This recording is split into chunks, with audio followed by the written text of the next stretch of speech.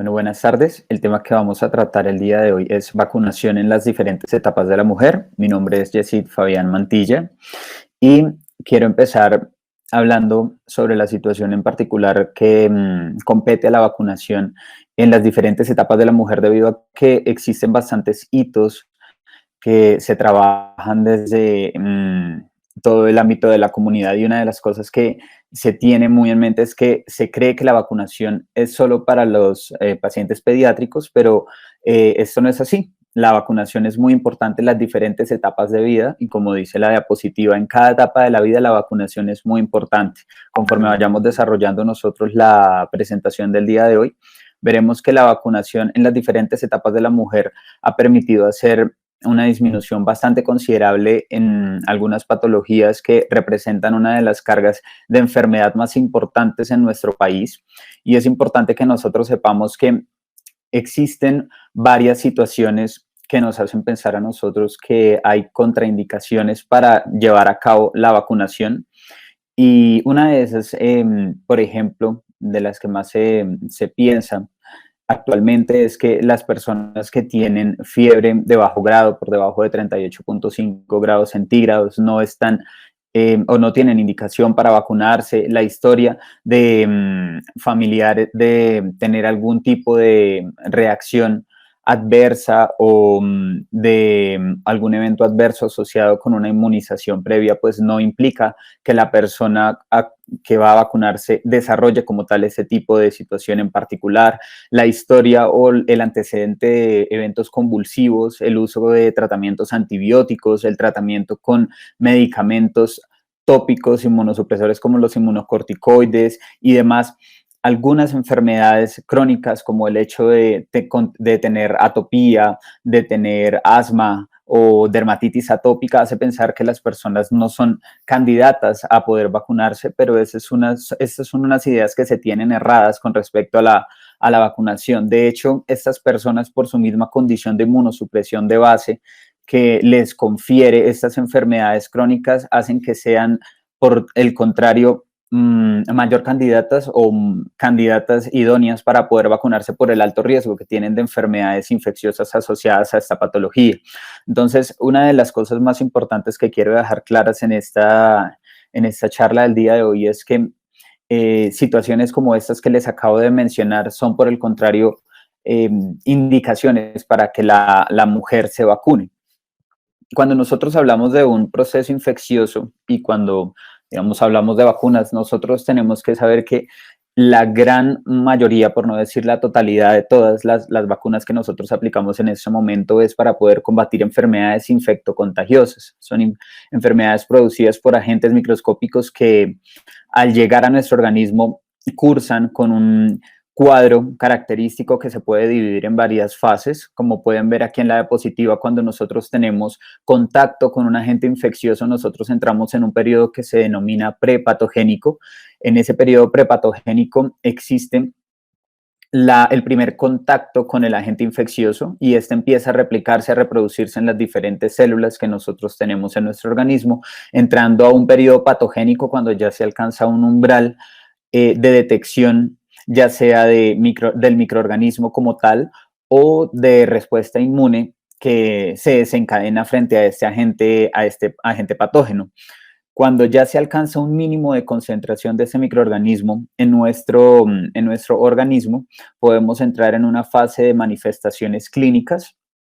que pueden cursar con un cuadro inespecífico, como vemos previamente, a las manifestaciones características de cada una de las enfermedades a las cuales estemos expuestos.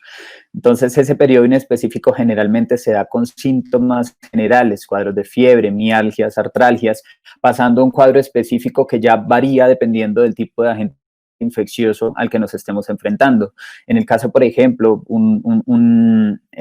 ejemplo muy importante es, por ejemplo, la hepatitis B, entrando nosotros en un periodo inespecífico de fiebres, mialgias, descaimiento, la astenia que produce es bastante importante y cuando ya hay una afección directa como tal de las células hepáticas, ya nosotros entramos a manifestar ese cuadro característico de la hepatitis viral que se da con ictericia y todas estas pues características ya secundarias al daño hepático que se genera.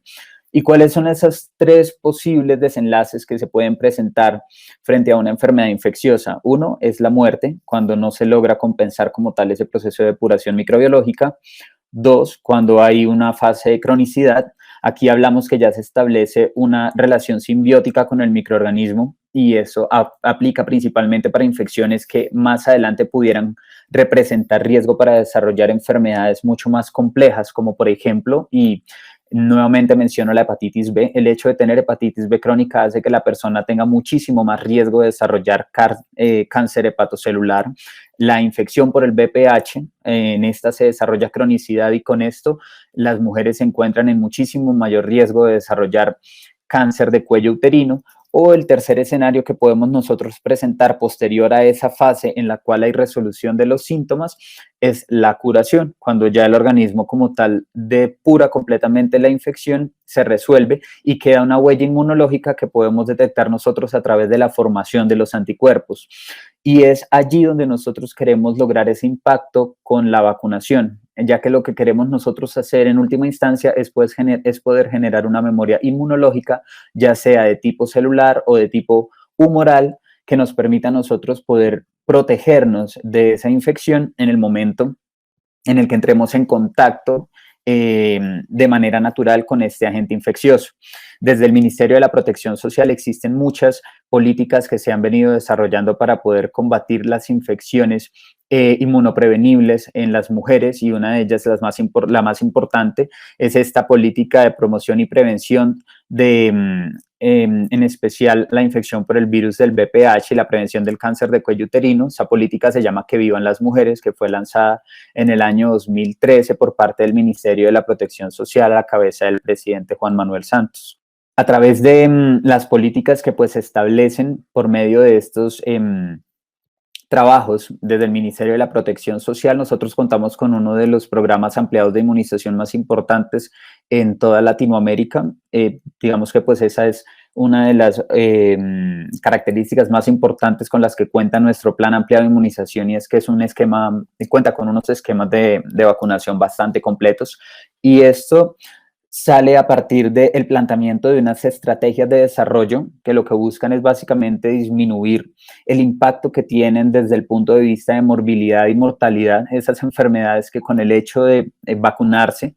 tienen un gran impacto. Uno de los ejemplos más importantes que nosotros podemos tener para mencionar es el hecho de que ya en nuestro país no hay circulación autóctona de sarampión, no hay circulación autóctona de virus de la poliomielitis, que pues desde el punto de vista de morbilidad, por lo menos el virus de la poliomielitis generaba una importante carga asociada por la discapacidad que presentaba. Entonces, con el planteamiento de esos objetivos, se logran establecer unas estrategias para poder, a partir de esas estrategias, establecer una normatividad. Y esa normatividad lo que nos permite a nosotros es poder contar con unos elementos que, a partir del uso de unos insumos, que en este caso sería contar con el elemento biológico para poder proveer la vacunación en nuestra población,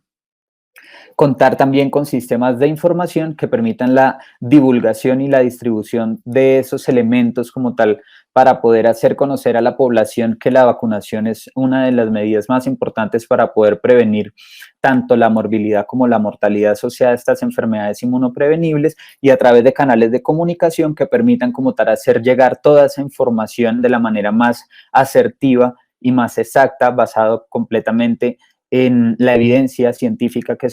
con la que se cuenta actualmente, y pues ya implementando como tal esas medidas de promoción y prevención en nuestra población, poder llevar a una evaluación de esas políticas para poder hacer una retroalimentación y poder nuevamente establecer unas nuevas estrategias basados en nuevos objetivos que puedan permitir el cierre del ciclo y así pues poder llevar a un feliz desenlace.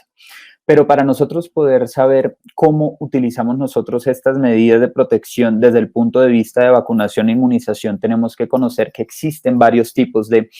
actividad inmunológica por la cual nosotros vamos a estar protegidos frente a las infecciones. Entonces, hablamos que la inmunidad se puede adquirir de dos maneras. Una es a través de los mecanismos naturales que se ven como tal, valga la redundancia, en la naturaleza, y los otros que se pueden adquirir de forma artificial, cuando ya a través de de la implementación de algunos insumos nosotros podemos generar esa memoria inmunológica. Y tanto la forma en que nosotros podemos adquirir la inmunidad de tipo natural o de forma artificial, esas se pueden adquirir de dos formas o de dos subtipos, siendo, por ejemplo, la inmunidad natural de tipo pasivo, la que nosotros adquirimos al momento de nuestro nacimiento, que contamos con los anticuerpos de nuestras madres de tipo inmunoglobulina G que van a conferir inmunidad y protección frente a lo que estuvo protegida nuestra mamá, desde los 14 aproximadamente hasta aproximadamente los 14 a 18 meses de edad. Y el tipo de inmunidad activa, el ejemplo más claro es cuando la persona se infecta por el microorganismo, depura la enfermedad y logra desarrollar esa memoria inmunológica que posteriormente lo va a proteger. Un ejemplo muy importante, por ejemplo, de inmunidad natural activa es tener la infección, por ejemplo, con el virus de la hepatitis B y que no desarrolla cronicidad, el paciente o la persona se cura y nuevamente cuando se expone posteriormente a este virus, ya la persona pues se encuentra protegida y no va a desarrollar nuevamente la infección o se va a enfermar. En cuanto a la inmunidad artificial es cuando ya nosotros hacemos uso de materiales o insumos para poder proveer esa inmunidad a nuestros pacientes. La inmunidad pasiva artificial es aquella en la cual nosotros proveemos el uso de anticuerpos o de antitoxinas para poder neutralizar el agente infeccioso al cual está expuesto el paciente. Se diferencia de la inmunidad artificial activa en que la inmunidad pasiva artificial no va a generar inmunidad como tal a largo plazo, simplemente mientras dura la vida media de estos anticuerpos. Por el contrario, la inmunidad activa artificial es aquella en la cual ya yo proveo unos elementos que generan la inmunidad y el desarrollo, por ejemplo, de anticuerpos o de células T de memoria que permiten como tal la depuración de la infección posteriormente. Un ejemplo claro de inmunidad artificial pasiva es cuando las personas tienen, por ejemplo, un accidente rábico, una exposición rábica grave y allí pues toca administrarles inmunoglobulina, el suero antirrábico para poder contrarrestar el virus que en este caso pues al ser un accidente rábico grave tiene un mayor riesgo de desarrollar la enfermedad. Y una inmunidad artificial activa es ya cuando nosotros le administramos al paciente esos elementos biológicos como por ejemplo las vacunas, en la cual estimulamos el sistema inmunológico para que desarrolle anticuerpos o células de memoria que pues, le permitan estar protegidos frente a una nueva exposición. Como tal, en nuestro programa ampliado de inmunización podemos definir a la vacuna como esa suspensión de microorganismos vivos, inactivados o muertos, fracciones de los mismos o partículas proteicas que al ser administrados inducen una respuesta inmunológica que previene la enfermedad contra la cual está dirigida. Y esta es uno de los principios también de la inmunología en los cuales pues la vacuna provee contra la infección contra la cual se está dirigiendo a partir de esos antígenos que yo estoy administrando a mi paciente. Pero en términos prácticos podemos nosotros también encontrar otra terminología como lo son los toxoides, cuando nosotros utilizamos las toxinas inactivadas a partir de estos microorganismos para desencadenar esa respuesta inmunológica. La antitoxina hace referencia a esos anticuerpos que van dirigidos frente a las toxinas estando expuestos los pacientes ante pues un riesgo de enfermedad, y la inmunoglobulina, que es cuando nosotros estamos suministrando como tal anticuerpos de una persona que ya se encuentra inmunizada para poder contrarrestar ese agente infeccioso. Las vacunas las podemos nosotros dividir en dos grandes grupos para efectos prácticos. Las vacunas vivas atenuadas, cuando nosotros atenuamos o disminuimos ese potencial patogénico del agente infeccioso contra el cual nosotros queremos proteger a nuestros pacientes, y básicamente pues cuenta con microorganismos que si bien conservan la habilidad de replicarse y de producir inmunidad, la idea es no desarrollar como tal todo el cuadro infeccioso tal cual como si la enfermedad se desarrollara en el ambiente natural. Pero sí es importante tener en cuenta que la idea con las vacunas vivas atenuadas es poder evocar o poder simular la infección en el ambiente natural. Usualmente estas vacunas, como menciona la diapositiva, no producen enfermedad, pero representa un riesgo, y ya lo veremos también más adelante conforme hablemos de cada una de las vacunas, frente a los pacientes que se encuentran en estados de inmunosupresión, porque en ellos sí puede llegar a generarse una replicación que puede generar sintomatología.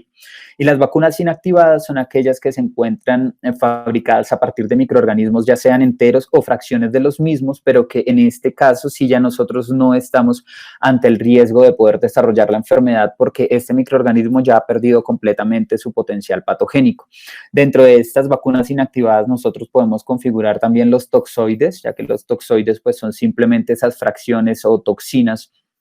que producen ya sean pues las bacterias para poder generar como tal la enfermedad y ante las cuales nosotros vamos a generar la inmunidad. Estas vacunas atenuadas, para hablar primero de ellas, son fabricadas a partir de cepas salvajes, entonces a partir de tratamientos con medidas químicas o medidas físicas, proveyendo temperatura o la exposición a algunos agentes químicos, lo que hace es disminuirse como tal ese potencial patogénico de estos microorganismos. Y la idea, como les decía previamente, es poder generar una respuesta inmune que sea análoga o que simule como tal la infección natural en el ambiente. Un ejemplo de ellas es la cepa de sarampión que utilizamos actualmente para inmunizar a nuestros pacientes con la vacuna de la triple viral, que es una cepa que viene utilizándose desde hace más de 50 años y que pues en este momento conserva como tal todavía un alto índice de efectividad. Y la idea pues es poder generar a partir de estos principios la respuesta inmunológica que me va a proteger frente a la enfermedad contra la cual me estoy dirigiendo. Para producir la inmunidad, lo principal es que pues, este microorganismo debe replicarse en la persona que vacuno para poder generar la fabricación de anticuerpos, que cualquier factor que afecte la cepa atenuada puede impactar en el estado de inmunización del paciente y aquí es muy importante porque estas cepas atenuadas generalmente requieren o casi siempre requieren de una cadena de frío muy estricta porque esto puede disminuir o puede aumentar en algunos casos, aunque es poco común este segundo escenario, la virulencia del microorganismo y por ende puede también perderse la eficacia de la vacuna y que en este caso pues se pueden producir reacciones fatales por crecimiento descontrolado de la cepa atenuada, esto en especial en pacientes que se encuentran en estados de inmunosupresión, ya sea por uso de medicamentos, por enfermedades neoplásicas o por infección por el virus de la inmunodeficiencia humana. Lo contrario pasa con las vacunas inactivadas, ya que si bien pueden generar actividad inmunológica y pueden generar memoria, esta no es muy importante a largo plazo o no es muy efectiva en términos de tiempo, pero lo más importante y lo bueno de este tipo de vacunas inactivadas es que no va a haber ese riesgo de que se desencadene una infección producto de esta cepa que yo estoy generando o que estoy inoculando a mi paciente. Entonces, lo importante es que pues el componente de esta vacuna no es metabólicamente activo y por lo tanto, como no puede replicarse, no habrá manifestación clínica de la enfermedad. En la gran mayoría de los casos se generan algunas reacciones locales debido a los excipientes que vienen acompañando estas vacunas, pero como tal la enfermedad o que se generen síntomas secundarios al agente infeccioso, ese riesgo pues es nulo ya que este microorganismo no se encuentra vivo o solo se encuentran fracciones del mismo. Pero hay una situación, digamos, como importante a tener en cuenta con este tipo de vacunas inactivadas y es que como estos microorganismos no se van a replicar, no se va a generar un estímulo inmunológico tan importante, van a requerir de múltiples dosis de refuerzo para poder conseguir unos niveles de anticuerpos efectivos y poder garantizar una inmunidad por mucho más tiempo de manera efectiva. Y dentro de estas vacunas inactivadas encontramos también nosotros las vacunas fraccionadas, que son hechas a base de componentes de la membrana de las membranas de los microorganismos. El ejemplo más claro de estos es la vacuna que nosotros tenemos actualmente por programa ampliado de inmunización contra el Streptococcus pneumoniae. También tenemos nosotros la cepa o el serotipo B de Haemophilus influenza, vacunas que no tenemos nosotros dentro de nuestro programa ampliado de inmunización, pero que igual son muy importantes en ciertos grupos poblacionales específicos, como la vacuna contra la Neisseria meningitidis o el meningococo, y en algunos casos cuando se viaja a zonas con alta prevalencia de la enfermedad, la vacunación contra la Salmonella typhi. Estos pues, se generan básicamente a partir de la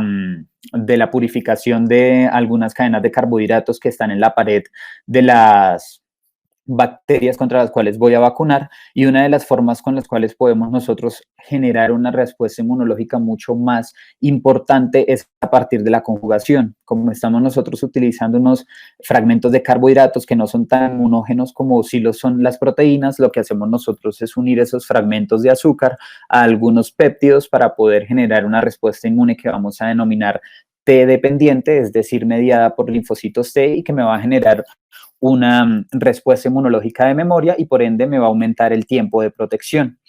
Las vías de administración varían dependiendo del tipo de compuesto que nosotros vayamos a utilizar. Ya esto va a depender principalmente del tipo de biológico que nosotros utilicemos y de la casa farmacéutica que como tal fabrique el biológico, la vacuna, pero las vías que nosotros más utilizamos para administrar las vacunas son la vía intramuscular, la vía subcutánea y la vía intradérmica, siendo, digamos, la angulación de la punción para la vía intramuscular de 90 grados, para la vía subcutánea de 45 grados y para la vía intradérmica de 10 grados con respecto al eje de la piel. Y es muy importante que nosotros tengamos en cuenta que en el caso de la administración por vía intramuscular vamos a tener que dividir a nuestros pacientes en el grupo de los no caminadores, que son en este caso los recién nacidos, los niños más pequeños, o los caminadores, ya que a partir de eso nosotros podemos ayudarnos para saber en qué región anatómica vamos a poner nuestra vacuna, siendo los no caminadores a los que vamos a vacunar en la región de la cara anterolateral y el tercio medio del muslo, y en las personas que caminan, en el caso pues de vacunas que se administren en personas de mayor edad que ya pues caminen, en la región deltoidea. Entonces, ya hablando de cada una de las vacunas que nosotros utilizamos en nuestras mujeres en las diferentes etapas de la vida, quiero primero hablarles de las vacunas que se administran según el plan ampliado de inmunizaciones en la infancia, y pues la vacuna que nosotros en principio utilizamos y que sabemos nosotros se utiliza al nacimiento son las vacunas de la BCG y la vacuna contra la hepatitis B, que si bien nosotros recordamos son las dos vacunas con las cuales se deben ir todas nuestras niñas después de nacer al momento del alta de los hospitales. La vacuna BCG, que es la que también conocemos como la vacuna contra la tuberculosis, la BCG significa bacilo de Calmette-Guerin, es una cepa de Mycobacterium bovis que se encuentra atenuada pero que conserva su potencial patogénico. Se administra en la cara posterior del miembro superior izquierdo a nivel deltoideo. La idea es que se administre con el bisel hacia arriba y se forme una pápula, y esta indicación, digamos, de la vacuna es para recién nacidos con más de 2.000 gramos de peso al nacer, y debe estar indicada para nuestra población hasta los 11 meses y 29 días de nacido, siendo una excepción las comunidades en las cuales hay una alta prevalencia de esa enfermedad, en donde es difícil pues llegar como tal a la administración de la vacuna, porque digamos en este caso aplica principalmente para zonas en donde hay algunas comunidades indígenas en las cuales el tiempo de administración de la BCG se puede extender hasta los 5 años de edad,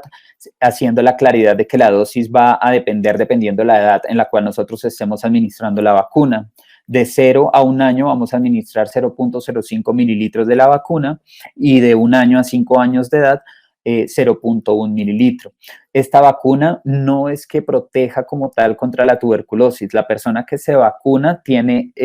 mucho menor riesgo de desarrollar formas complicadas de la tuberculosis, como lo es la tuberculosis meningia, la tuberculosis miliar, la tuberculosis diseminada, y en algunos casos puede proveer protección entre un 70 y un 80% también contra la lepra, pero no es que evite o quite la infección pulmonar por la tuberculosis. Entonces eso es muy importante tenerlo en cuenta. La hepatitis B, que es la otra vacuna que se pone al momento del nacimiento, es una vacuna inactivada que se fabrica a partir de fragmentos de la membrana del virus de la hepatitis B, que es el llamado antígeno de superficie. Como se fabrica a partir de solo estos fragmentos, estamos diciendo que es una vacuna inactivada hecha con fragmentos o una vacuna fraccionada, y se debe administrar al momento del nacimiento, porque la idea es que nosotros extendamos como tal el grupo poblacional al cual está dirigida esta vacuna, con el fin de disminuir el riesgo de la hepatitis adquirida de forma vertical. Esto pues en poblaciones en las cuales es difícil llegar a unos planes de de control prenatal, digamos, como muy arduos, por decirlo así, en poblaciones ya más bien alejadas, pero también nosotros la vacuna de la hepatitis B la utilizamos durante el proceso de desarrollo de nuestras niñas en la infancia y también en la adultez, en especial nosotros que somos población de riesgo por ser trabajadores de la salud. Encontramos nosotros una forma de presentación dentro de la cual encontramos la vacuna contra la hepatitis B, que es la vacuna pentavalente. Estamos hablando de un conjunto de 5 microorganismos contra los cuales nosotros protegemos a nuestras niñas, y allí nosotros englobamos el virus de la hepatitis B, la bacteria Haemophilus influenza tipo B, que es un importante agente ya pues ahorita después de la implementación ampliada de la vacuna del año 1992 hemos disminuido de manera muy importante la frecuencia de casos de meningitis, de neumonía, de otitis y de epiglotitis por Haemophilus influenza tipo B, pero pues allí encontramos nosotros esta vacuna, encontramos también nosotros la protección contra la difteria, que es pues el toxoide diftérico, la vacuna contra la tosferina y el toxoide tetánico, que nosotros encontramos esta vacuna como la pentavalente para administración a los 2, 4 y 6 meses de edad, pero también encontramos nosotros la vacuna contra los 3 microorganismos, como vemos nosotros allí, la difteria, tosferina, tétanos. Ahorita contamos con la vacunación celular de pertussis, y pues allí nosotros ya implementamos esta trivalente como vacuna para refuerzo a los 18 meses y a los 5 años de edad, y posteriormente ya cada 10 años, y dependiendo pues en el caso, por ejemplo, del toxoide tetánico, cuando tenemos alguna exposición de riesgo y no hay antecedente de recibir la vacuna, digamos que pues los más importantes son el hecho de ser, por ejemplo, mordido por un perro, por un gato, o tener contacto, cortaduras o traumas penetrantes con objetos, ya sean pues maderas o elementos metálicos, por decirlo así, por el alto riesgo de estar en contacto con esta bacteria. La vacuna de la poliomielitis, tenemos actualmente en uso 2 vacunas, una vacuna inactivada que se aplica intramuscular, es inyectable, que pues de acuerdo al plan ampliado de inmunización que nosotros tenemos disponible en nuestras niñas en la infancia, se debe poner la primera dosis, la vacuna inactivada inyectable, y posteriormente aplicar 2 refuerzos. Esta primera dosis se aplica a los 2 meses de edad, y la vacuna atenuada oral, que se debe administrar a los 4 y a los 6 meses, que aplica como refuerzo, y que es muy importante tener en cuenta que en el caso de pacientes que se van a vacunar con esta vacuna viva atenuada, se debe indagar sobre el núcleo familiar que rodea a las pacientes a las cuales vamos a vacunar, porque en este tipo de vacunas se presenta también en la vacuna contra la Salmonella Typhi, que se administra por vía oral. Nosotros podemos observar una cosa que se llama el efecto cascada, y es que como el virus de la poliomielitis atenuado se replica en las placas de Peyer a nivel del intestino delgado, estas partículas virales atenuadas se van a eliminar con las excretas, y puede que en algún momento personas inmunosuprimidas que se encuentren rodeando a la paciente que se vacuna estén en riesgo de pues generar la enfermedad, ya que pues esta enfermedad se adquiere por vía fecal oral. La vacuna contra el rotavirus es una vacuna que se administra con esquema de 2 dosis a los 2 y a los 4 meses de edad. Contamos actualmente con 2 vacunas en nuestro país, y es muy importante tener en cuenta que entre estas 2 vacunas que nosotros vamos a administrar no existe intercambiabilidad. Entonces, si pongo una vacuna de una casa comercial en la dosis de los 2 meses, tiene que ser esa misma vacuna de esa casa comercial la que se ponga a los 4 meses, como les comento, porque no hay intercambiabilidad en este caso. La triple viral, que es uno de los casos de éxito más importantes a nivel país, porque es debido a esta vacuna que nosotros ya no contamos con circulación autóctona de sarampión, de parotiditis y demás. Entonces, pues es muy importante tener en cuenta que esta vacuna es una vacuna viva atenuada, y que está en este caso contraindicada en pacientes inmunosuprimidos, y se administran 2 dosis a los 12 meses, y a los 5 años de edad se administra este refuerzo. La hepatitis A, como nosotros somos un país en el que existe un alto riesgo de contraer la enfermedad por ser una enfermedad que se transmite por vía fecal oral, nosotros contamos con de acuerdo al esquema PAI 2020, con una dosis que se pone de la vacuna, que en este caso es una vacuna inactivada, a los 12 meses de edad, al año. Y la vacuna contra el virus del papiloma humano, nosotros contamos, en algún momento utilizamos la vacuna bivalente, que era Cervarix, contra los serotipos 16 y 18. Actualmente contamos con la vacuna tetravalente, que protege contra los serotipos 6 y 11, que generan principalmente las verrugas vulgares, y los serotipos 16 y 18, que protegen principalmente contra el cáncer de cuello uterino. Esta vacuna está indicada para nuestras niñas en el caso que no hayan iniciado vida sexual, 2 dosis que se ponen entre los 9 y los 18 años de edad, con un esquema de 0 y 6 meses de administración, pero tenemos nosotros un esquema aparte para personas mayores de 18 años, que se administran con un esquema 0, 2 y 6 meses, y siendo también este esquema de 3 dosis el que se encuentra indicado para administrar en pacientes inmunosuprimidos. Esa inmunosupresión, dependiendo pues no depende como tal de alguna causa en particular, ya sea por enfermedad neoplásica, por inmunosupresión medicamentosa o infección por el VIH. Como vemos nosotros aquí, este es nuestro esquema de vacunación que utilizamos actualmente en nuestro país. Si ven, antes que cualquier microorganismo que podamos nosotros defender administrando una vacuna, el principal inmunógeno que nosotros vamos a tener, o la principal barrera de protección para nuestras niñas, va a ser la lactancia materna exclusiva, ya que allí nosotros contamos con un importante componente de anticuerpos que se secretan en el calostro, la leche materna, que como tal va a proteger a nuestras niñas de enfermedades en la infancia, en las etapas más tempranas de la vida. Entonces tenemos nosotros aquí todo nuestro esquema de vacunación como lo encontramos nosotros descrito y de acuerdo a las indicaciones que ya previamente les comenté. Y quiero detenerme un poco más en el tiempo para hablar de la vacunación en la mujer adulta, porque es allí donde nosotros más tenemos dudas de cómo nosotros debemos abordar la vacunación. Para este caso no existen, digamos, como diferencias significativas entre la vacunación de una mujer y de un hombre en la adultez, dado que pues hay se comparten los diferentes agentes etiológicos para las diferentes enfermedades que nosotros podemos desarrollar en la etapa adulta. Hablando inicialmente con la vacuna contra el neumococo, nosotros contamos en estos momentos con 2 vacunas. La vacuna decavalente, que es conjugada, quiere decir que pues está unida a unos fragmentos proteicos, y tenemos nosotros la Neumo 23, que es una vacuna no conjugada, fabricada a partir de fragmentos de polisacáridos.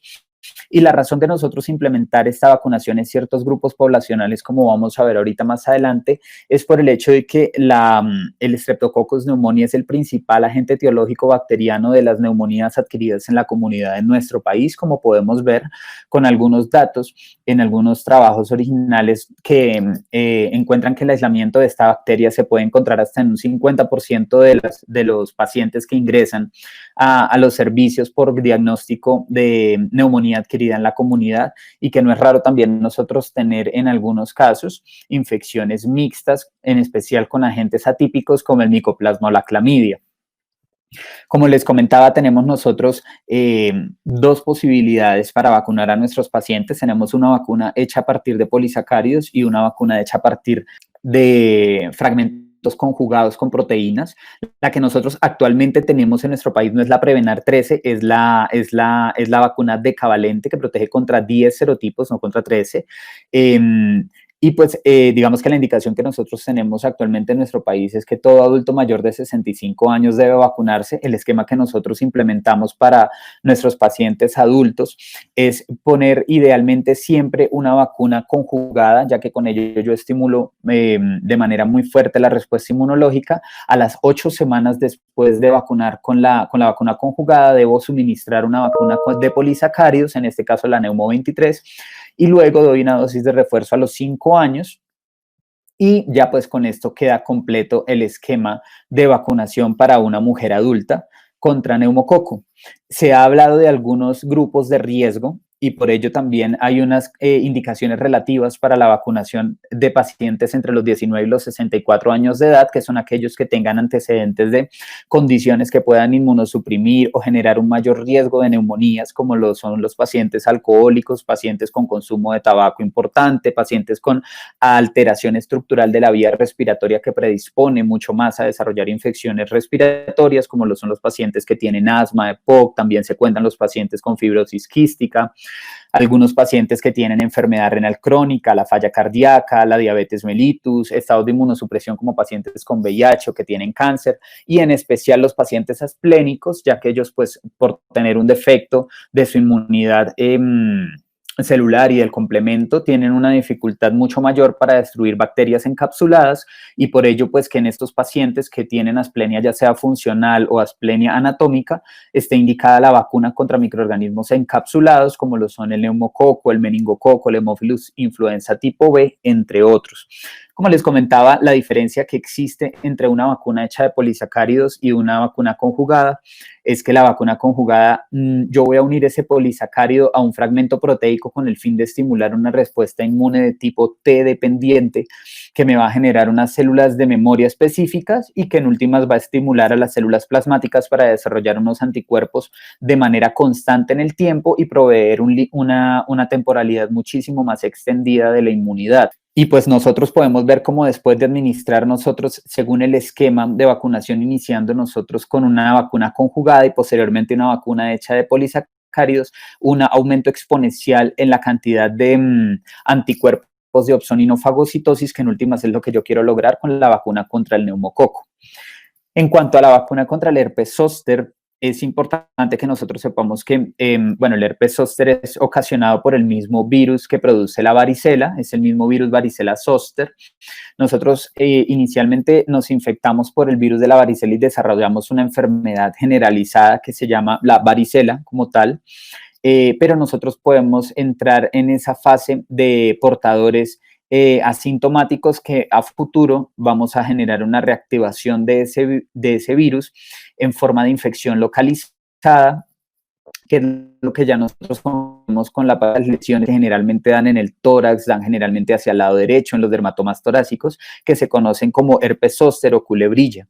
Y la idea, pues, es que con la vacuna contra el herpes zóster, según grupos poblacionales, nosotros logremos disminuir un riesgo de desarrollo de herpes zóster de hasta un 91.2%, pero lo más importante y a donde más queremos llegar con esta vacuna es poder disminuir la aparición de la neuralgia posherpética, siendo pues ya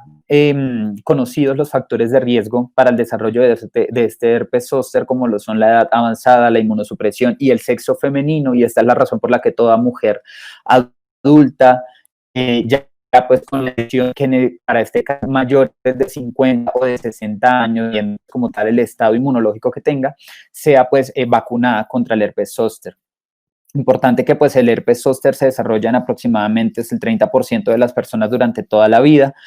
Importante que pues estas neuralgias posherpéticas y estas manifestaciones clínicas del herpes zóster conllevan a un dolor agudo y a un dolor crónico muy, muy importante que puede alterar de manera significativa la calidad de vida, la actividad laboral de nuestras diferentes mujeres en la edad adulta, y por eso es importante que las mujeres, si bien esta vacuna está indicada es principalmente para pacientes mayores de 60 años, porque es a partir de este grupo de edad en el que mayor riesgo hay de presentación del zóster.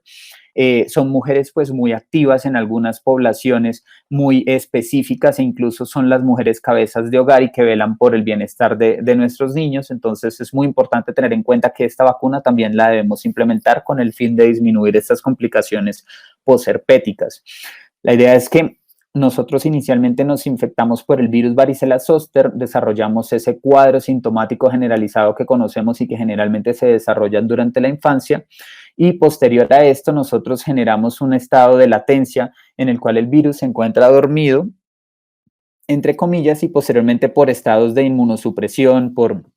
influjos locales, ya sea como la exposición a la radiación ultravioleta, la toma de medicamentos, infecciones virales respiratorias, hacen que se pueda desarrollar el herpes zóster, y pues esto conlleve a la afección principalmente. Existen dos indicaciones, uno que es a través de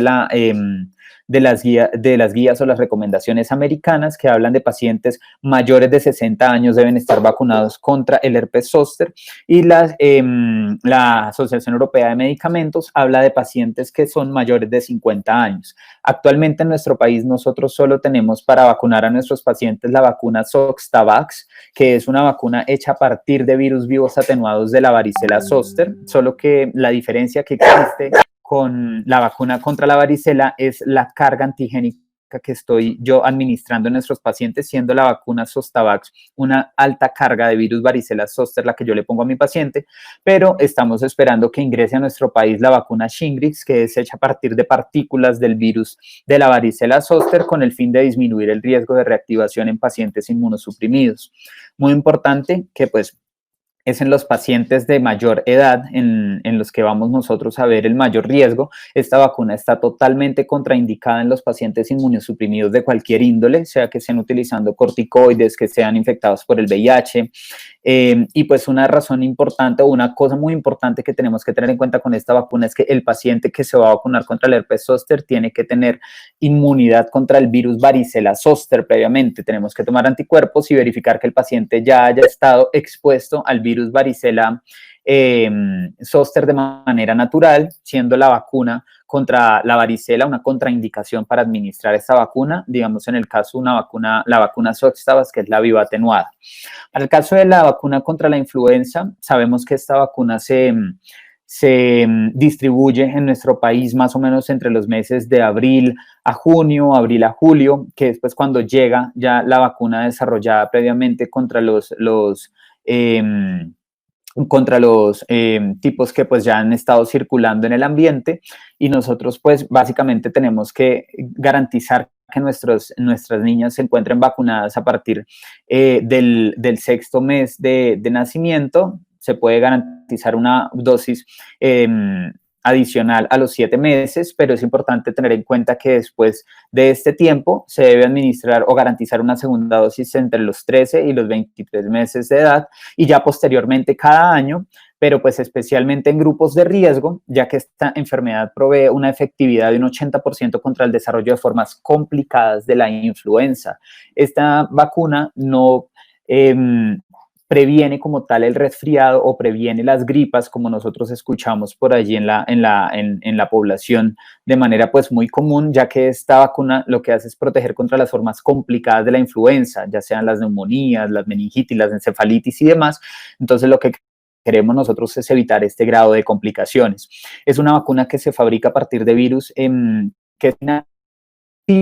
tipo, depende de la circulación en la que se encuentren en la población, pero siempre va a contener cepas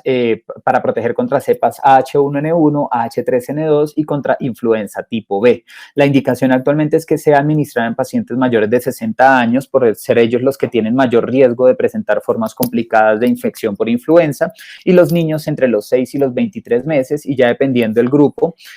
ya pues la vacuna se debe administrar anualmente con el fin de disminuir pues el riesgo. En el caso de nosotros, que somos población